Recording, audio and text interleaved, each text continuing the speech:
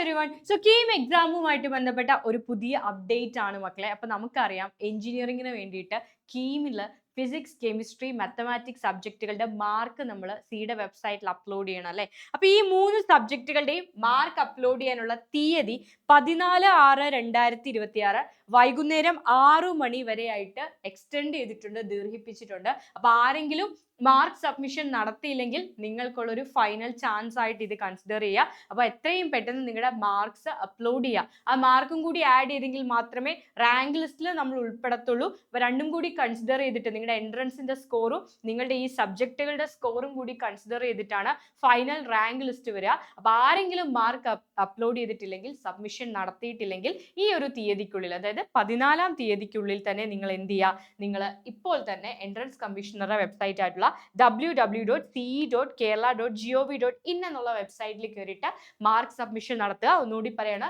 Physics, chemistry, mathematics ഈ 3 സബ്ജക്റ്റുകൾക്ക് +2 നിങ്ങൾക്ക് ലഭിച്ച മാർക്കാണ് നിങ്ങൾ അപ്ലോഡ് ചെയ്യേണ്ടത്. ഇതിന്റെ അടിസ്ഥാനത്തിലായിരിക്കും റാങ്ക് ലിസ്റ്റ് തയ്യാറാക്കുക. അപ്പോൾ എത്രയും പെട്ടെന്ന് ഇത് ചെയ്യുക. All the very best. By.